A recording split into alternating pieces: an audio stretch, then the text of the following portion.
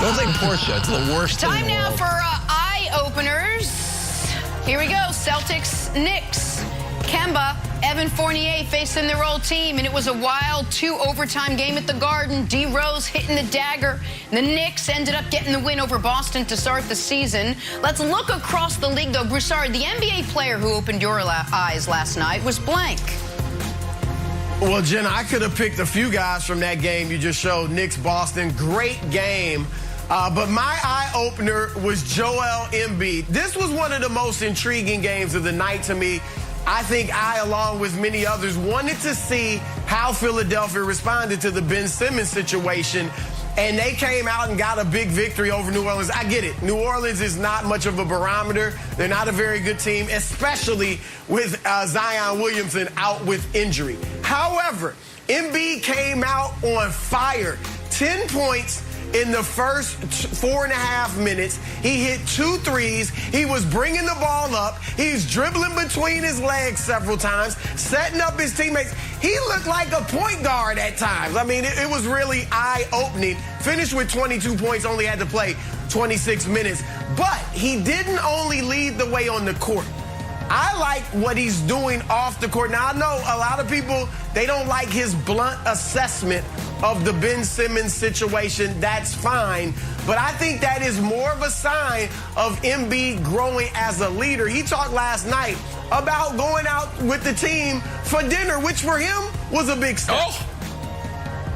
That's also an evolution for me because I usually, when I used to go on the road, I just like to stay in my room and, be on the phone and play video games. But, but we've been doing more stuff, together, whether it's dinners and stuff. So, like I said, I think it goes a long way. When you got that type of relationship with your teammates, you can trust each other. He said he wants to do a team dinner every road trip. That might be tough, but every road trip so they can get to know each other better and develop more and more trust. Look, I like it, and I think Embiid is stepping up as a leader. He started maturing a bit last year after the birth of his first child, and now I think the Ben Simmons situation is forcing him to be even more of a leader. I think that's good for the Sixers. Look, they're not as good of a team without Ben Simmons.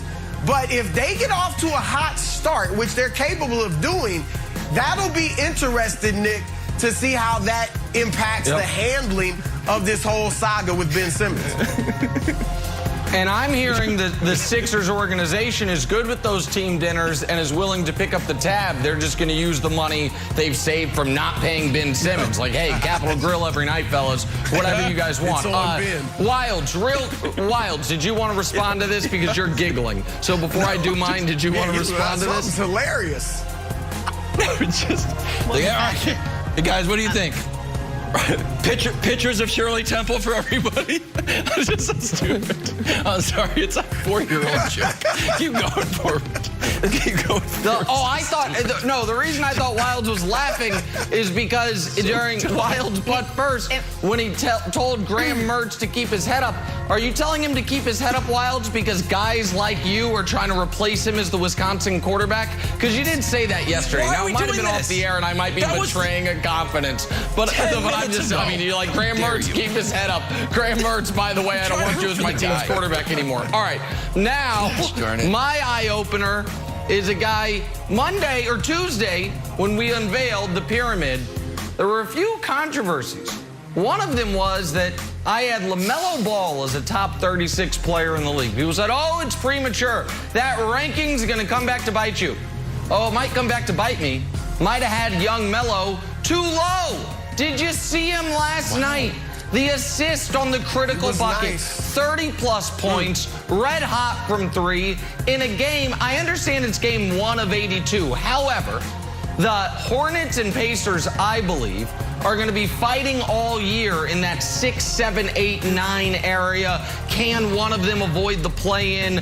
Can they both make sure to make the top 10? Sneaky, important game to start the season for both these teams. The Pacers' first game with Rick Carlisle after that disaster of a coach they had last year. And LaMelo was the best player on the court by a decent margin. Gordon Hayward also played well. Just need to get out of Boston. Good for him. So I'm happy for LaMelo. I'm happy for the pyramid, and he opened my eyes last night, Broussard. I think he's a sneaky all-star game candidate, Wildes. Okay, so my answer is going to be Ja Morant. And when it comes to my favorite teams, I'm a little bit like your slime ball buddy who's married, but you go out for a drink and he's like, ugh. I'm like, oh, God, you're a horrible person. But that's me when it comes to teams. I like the Celtics. I like the Knicks a little bit. I like the Sixers. Now I'm like, ooh, Ja Morant. Maybe I'm a Grizzlies fan. He had 37, 6, and 6, a great dunk in this block on Lauri Markkanen. Grizzlies, don't forget, made the playoffs. Everyone wants to talk about, oh, they're no good, Wilds. Oh, really? Made the playoffs. Also, my second favorite team right now, and moving up the charts fast, Jenna. Okay, all right. Well, Wilds keep an eye on the Miss Jenna. He is. Oh, my goodness. All right, we're going to start. We'll get to him in a second. We'll start this morning, though, in Dallas, where the 5-1 Cowboys appear to be clicking on all cylinders but one. Mike McCarthy's clock management is the one. Boys have won 5 in a row, but how many times have we come on this show scratching our heads at some of those very questionable timeout decisions McCarthy has made or not made?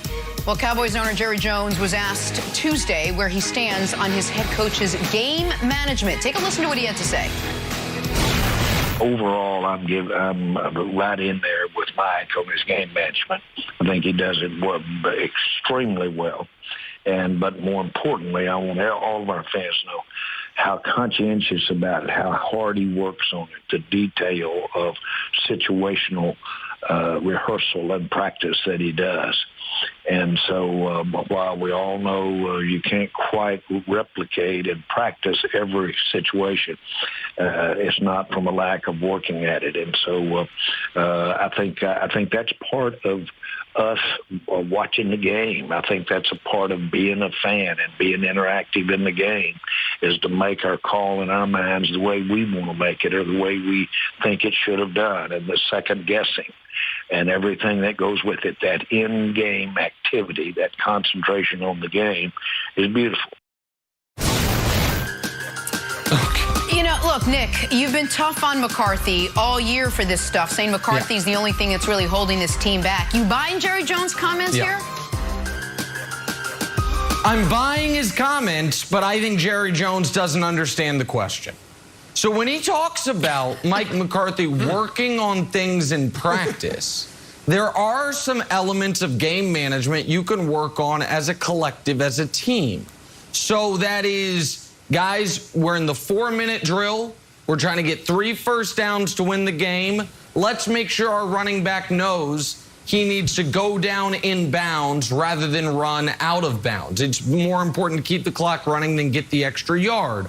Or we're in the 30-second drill trying to get a fire drill field goal. We need to make sure our receiver knows if you make a catch, pick up the ball, run and hand it to the official. Don't toss it to the official. You can practice those types of things. That isn't what we're talking about. What we're talking about is, as a for instance for the audience, what's 98 divided by 7? Either you know it or you don't. If you don't know it, then you got to think. You're like, wait, how do you carry? Or you just knew it. You're like, it's 14. Mike McCarthy is obviously 14. The former, not the latter. He's not going to.